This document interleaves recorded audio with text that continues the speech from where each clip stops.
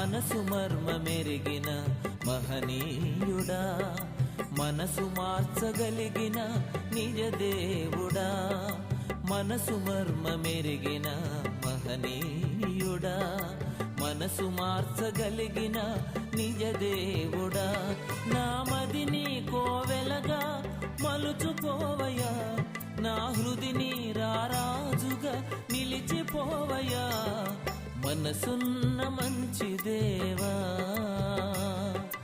నీ మనసును నాకిచ్చావా.